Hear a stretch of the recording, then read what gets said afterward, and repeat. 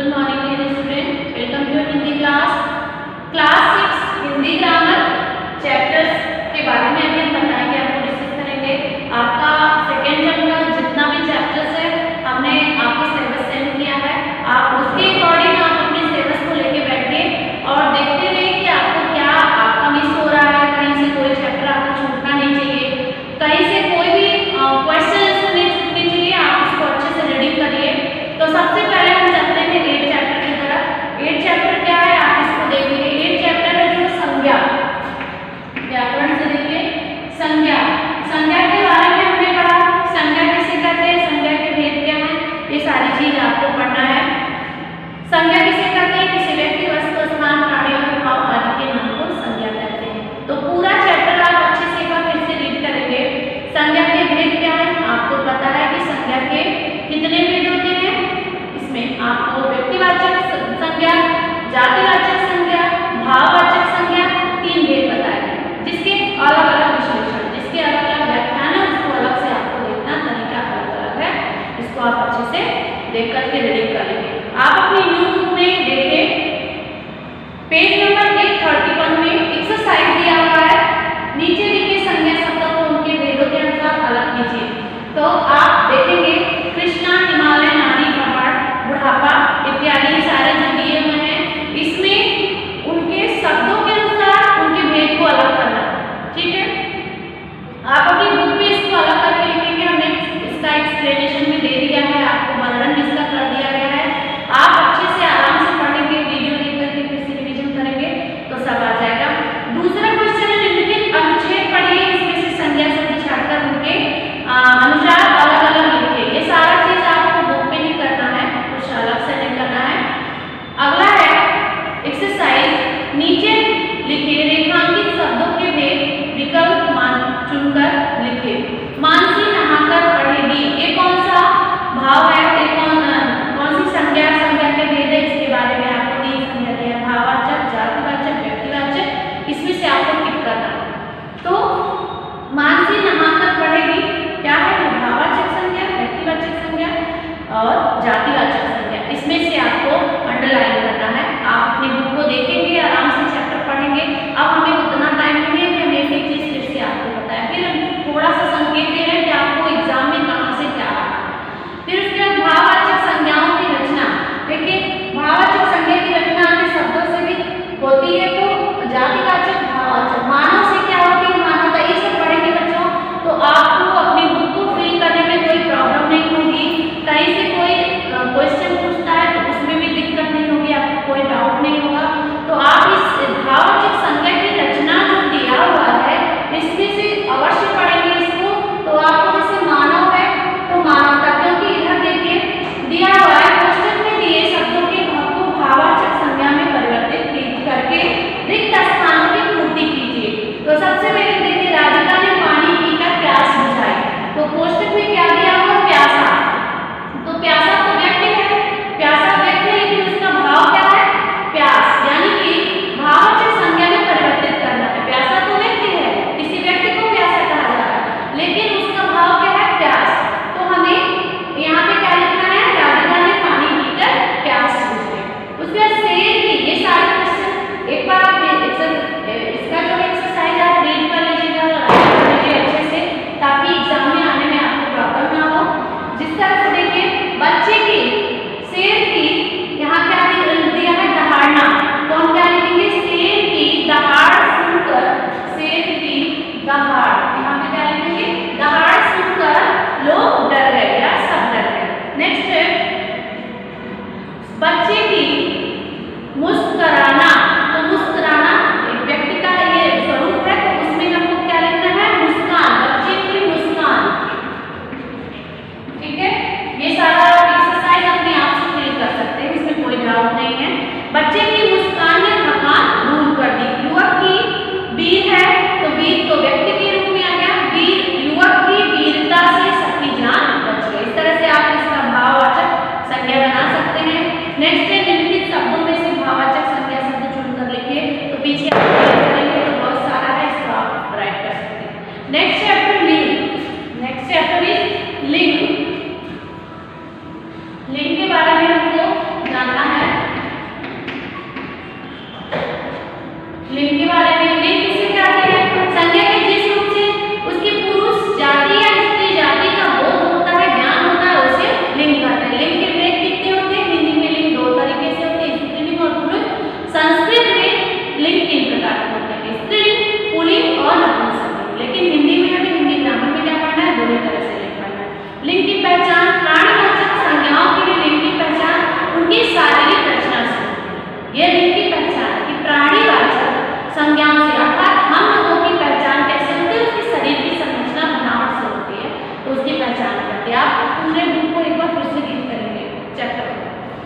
उसके बाद अब देखिए एक्सरसाइज। नीचे दिए वाक्यों में रंगीन छपे शब्दों के लिंक बताइए। हम रेलगाड़ी से कोलकाता जाएंगे। गाड़ियों में पहले ही बताया है, जहाँ पे ई की मात्रा का वर्णन अंत में ई की मात्रा आती है किसी भी वाक्य में, तो उसमें हमें किसी जो वर्ड में आता है शब्द में, तो उसका हमको लिंक की पहचान कैसे होगी, वो इसमें लिंक हो जाएगा। आपकी मात्रा है वहाँ पे लिंक हो जाएगा। जसलीन के दादाजी अमृतसर में रहते हैं, तो इसमें भी थोड़ा सा आपको परिवर्तन लगेगा। जब आप पूरा चैप्टर को रीड करेंगे तो लिंग की पहचान में कोई दिक्कत नहीं होगी। निम्नलिखित शब्दों से उचित लिंग चुनकर लिखिए। लिंग चुनिए। दरवाजा पुल्लिंग है, स्त्रीलिंग। दरवाजा पुल्लिंग है, इस पे सारा टिक करना है आपको।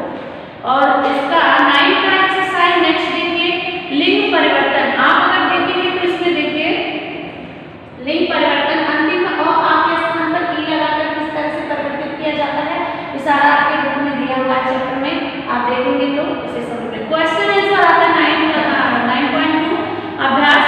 लिंग किसे कहते हैं, लिंग कितने प्रकार के होते हैं, उनके नाम लिखिए। क्वेश्चन आ सकता है, तो इसको आप अच्छे से रीड कर राइट कर लीजिएगा अपनी कॉपी पे। तो निर्जीव वस्तुओं का लिंग पहचान करने के लिए सर्वोत्तम विधि कौन सी है, आपको हमने पहले ही बता दिया है। आप एक बार फिर से रीड करेंगे तो आपको समझ में आ जाएगा। स्त्रीलिंग बनाइए। नीचे कुछ वर्ड दिए हुए जैसे गायक, छत्री, धनवान, स्वामी, तो ये सब का स्त्रीलिंग बनाना है, तो सिंपल सी बात है, आप इसको आराम से कर लेंगे। गायक का गायिका हो जाएगा, छत्री का छत्रिया, एक छत्राणी हो जाएगा, धनवान का धनवंती हो जाएगा, स्वामी की दास, स्वामी का स्वामिनी हो जाएगा। ये सारा आपको लिंग चेंज करना है। उसके बाद माता जी की मौसी अध्यापिका है, क्या है, मोटे रंगीन छपे शब्दों का लिंग बदलकर आपको चेंज करना है। इसको आप कर सकते हैं, बहुत आसान है। आप इसको कॉपी पे अलग से नहीं लिखना है, सब कुछ आपने इसमें लाइन करके दिया हुआ है, आप इसको लिख सकते हैं। नेक्स्ट चैप्टर है, बाकी जितने सारे एक्सरसाइज हैं आप इसको आप अपने बुक पे फिल करेंगे, केवल क्वेश्चन आंसर आपको अपनी कॉपी पे लिखना है। 10 क्वेश्चन चैप्टर संज्ञा विकार वचन। 10 चैप्टर संज्ञा विकार। संज्ञा के विकार क्या है, पहला हमको क्या पढ़ना है, वचन। वचन संज्ञा विकार में हमको वचन पढ़ना है।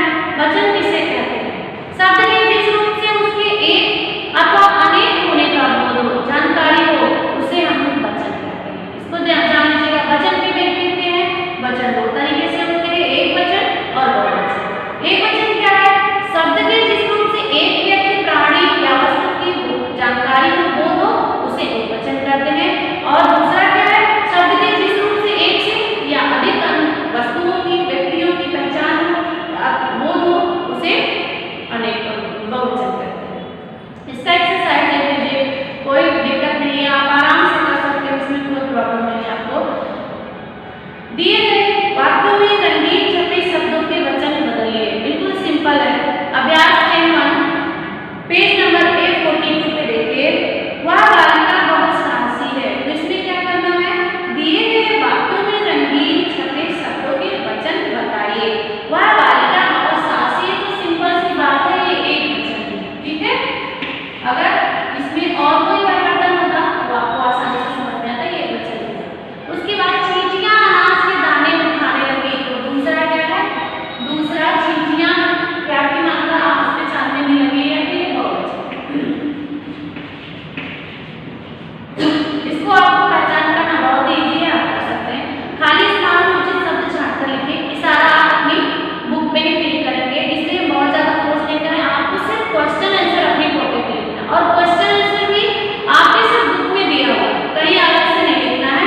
क्वेश्चन है, लिंग किसे कहते हैं, वचन किसे कहते हैं, सब कुछ आपके क्वेश्चन चैप्टर में दिया हुआ है, आपको कहीं अलग से कुछ नहीं करना है। इसका देखिए 10.2 वचन किसे कहते हैं, हिंदी में वचन कितने प्रकार के होते हैं, उदाहरण से कितने प्रकार के आपको। इसके बाद आता है 11 चैप्टर संख्या कारक। 11 चैप्टर क्या है, कारक। अब हम कारक के बारे में जानकारी लेते हैं थोड़ा सा, बहुत ही आसानी से। कारक हमने पढ़ा दिया था, और ये चैप्टर थोड़ा सा रिड्यूस कर दिया गया है। इसको आपको थर्ड के एग्जाम में पढ़ाना है, आपको एग्जाम में देना है इसको, तो पढ़े तो मैं आप इसको बहुत ज्यादा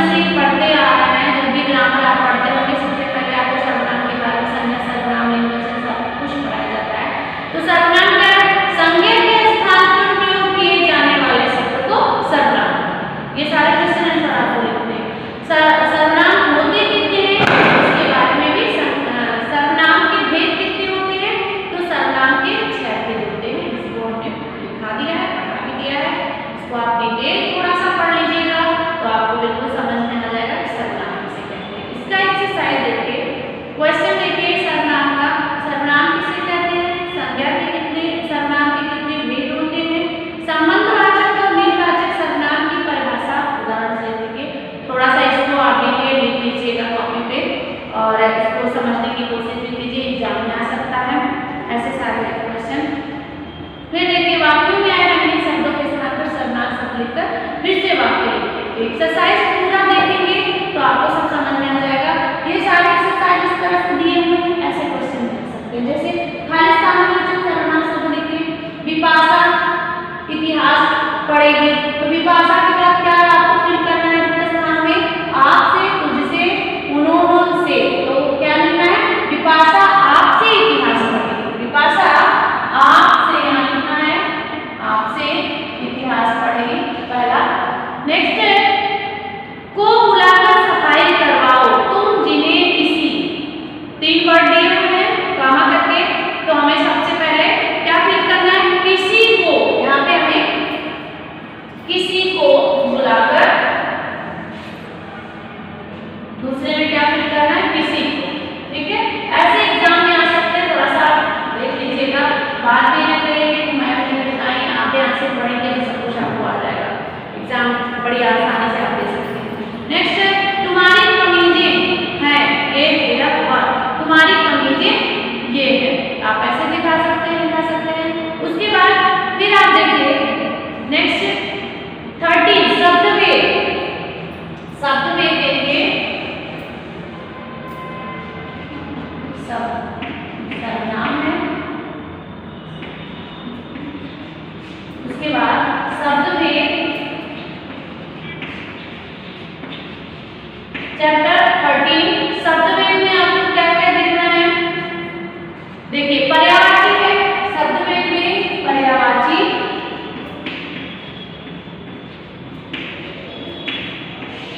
पर्यायवाची तो आपको पूरा याद होना चाहिए। पर्यायवाची का कुछ अलग से नहीं देने का है, कुछ अंधकार, अमृत, आग, इसको आप थोड़ा सा आराम से पढ़ लीजिएगा, बहुत ज्यादा भी नहीं है, आप इसमें से कहीं से भी आ सकता है, इसको आप पढ़ लीजिएगा, डाउट रहेगा आपके लिए, लेकिन पर्यायवाची आपको कंप्लीट लर्न करना है।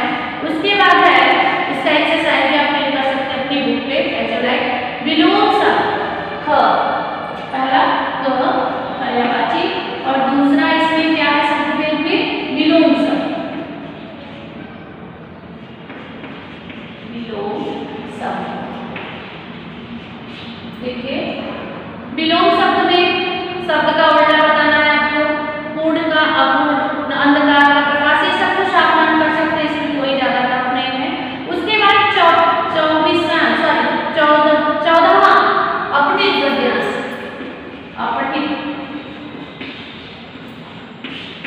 अपने गद्यांश देखिए, एग्जाम में आ सकता है आपको, पहले की तरह एग्जाम में कोई अलग से कुछ नहीं है। अपने गद्यांश, आप गद्यांश ऐसे भी लिख सकते हैं, लेकिन अब बच्चों को आसानी के लिए संस्कृत में ऐसे वर्ड लिखे जाते हैं, गद्यांश ऐसे लिखवाए जा रहे हैं, जैसा हमने लिखा वो संस्कृत के वर्ड है, तो आप इसको देख लीजिएगा। अपने गद्यांश जो है, अपने का क्या होता है, बिना पढ़े हुए, जो पढ़ा ना हो, तो वो कहीं से भी आ सकता है, ऐसा नहीं कि सिर्फ बुक से ही आएगा, लेकिन आप बुक को देख करके अपना एक मॉडल तैयार कर सकते हैं किस तरह से एग्जाम में। तो अपनी थोड़ा सा एक पैसेज है, उसमें से क्वेश्चन आपको क्वेश्चन का आंसर देना है, जैसे हिंदी टेक्स्ट में लिए जाते हैं उसी तरह से। तो इसको आप पढ़ लीजिएगा, तो कहीं से भी गद्यांश पढ़ सकते हैं। ज्यादातर खास आप अभ्यास जो दिया हुआ है, देखिए नीचे लिखे गद्यांशों को ध्यान पूर्वक पढ़कर प्रश्नों के उत्तर लिखिए। इस अभ्यास में जितने भी हैं 1 से लेकर के आपको एग्जाम में दिया है, एक्सरसाइज में 1 से लेकर के 5 तक, इसको आप पढ़ लीजिएगा, कहीं से भी इसका एक्सरसाइज आ सकता है, कहीं से भी कोई पर्टिकुलर गद्यांश आ सकता है।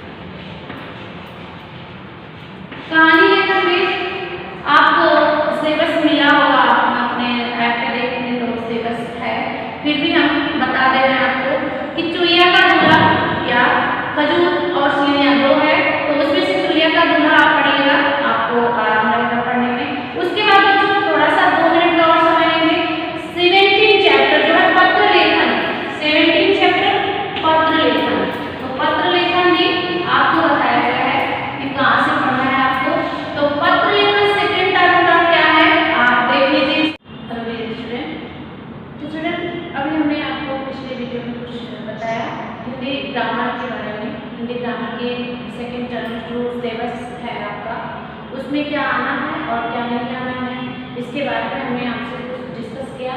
अभी हम आपको 2 चैप्टर के बारे में नहीं बता पाए थे कुछ कारणवश, तो अब आप सुन लीजिए। 17 चैप्टर जो है आपका पत्र लेखन है। पत्र लेखन में 2 तरीके से पत्र हैं। पत्र के में भी हमने बताया कि पत्र 2 प्रकार के होते हैं, औपचारिक पत्र और अनौपचारिक पत्र, जैसा कि आपने एमसीक्यू क्वेश्चन में भी इसको आपने आंसर दिया होगा। तो पत्र 2 तरीके से होते हैं। पहला है औपचारिक। औपचारिक में प्रधानाचार्य को शुल्क माफी वेद प्रार्थना पत्र है, ये आपको इसको लर्न करना है, लिखवाया भी गया है आपको। नेक्स्ट है अनौपचारिक पत्र। दूसरा क्या है? अनौपचारिक, इनफॉर्मल लेटर। तो दूसरे में छोटे भाई को छुट्टियों में बुलाने के लिए पत्र लिखना है। ये दोनों पत्रों को आप याद कर लेंगे, इन दोनों में से कोई एक आएगा तो आपको लिखना है अपने क्वेश्चन पेपर पे। नेक्स्ट है 15 निबंध, जो कि आपके न्यू बुक में ये 17 चैप्टर आपके न्यू बुक में चेंज नहीं हो सकता है, इसको आप कंटिन्यू देख लीजिएगा कि कहाँ से क्या है, इसको आप देख लीजिएगा। और फिर 15 चैप्टर हमने अभी आपके बुक में देखा, न्यू बुक जो है 15 जो पार्ट बी से है उसमें है आपका निबंध। तो निबंध में पहला है विज्ञान के चमत्कार, दूसरा प्रकाश पर्व दीपावली, तीसरा है हमारा देश भारत। तो हमारा देश भारत के तीनों निबंध में से आपको कोई एक लिखना है। विज्ञान के चमत्कार आपको अच्छे से पढ़ लेना है।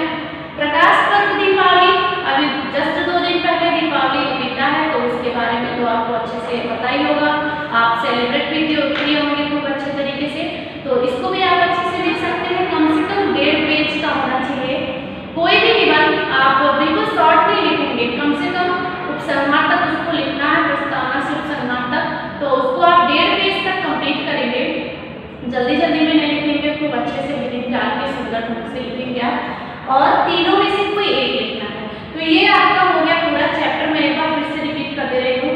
8 है संज्ञा, 9 संज्ञा विकार लिंग, 10 संज्ञा विकार वचन, 12 सर्वनाम, 11 आपको थर्ड टर्म में लिखना है, 12 है सर्वनाम, 13 शब्दभेद, 14 अवधिक गद्यांश, 15 कहानी लेखन, जो खजूर की स्टीली और अटलिया का दूल्हा जो भी है आपका, आप सिलेबस में देख लीजिएगा। नेक्स्ट 17 चैप्टर पत्र लेखन, 18 उसके बाद है 15 आपका बी पार्ट से मिलेगा निबंध लेखन। तो निबंध लेखन में 3 है हमारा देश भारत, प्रकाश पर्व दीपावली, और तीसरा विज्ञान के चमत्कार। तो इन तीनों में से आपको कोई एक अच्छे से लर्न करके अच्छे से राइट करना है, और इसको कंटिन्यू आप पढ़ते रहिए। क्वेश्चन आंसर जो है वो आपको मिल जाएगा, सेव कर दिया जाएगा, लेकिन जो भी पार्ट आपके एक्सरसाइज पार्ट के हैं बुक से, जो भी चैप्टर के पीछे आपका एक्सरसाइज है, उसको आप अच्छे से कंटिन्यू उसको फिल करिए, और आपके बुक पे ही फिल होना है, उसको कॉपी पे नहीं राइट करना है। और जो भी आपको कॉपी पे राइट करना है क्वेश्चन आंसर, आप उसको राइट करते रहिए, लर्न करते रहिए, रीड करते रहिए, अच्छे से पढ़ते रहिए, स्वस्थ रहिए। मिलते हैं नेक्स्ट वीडियो।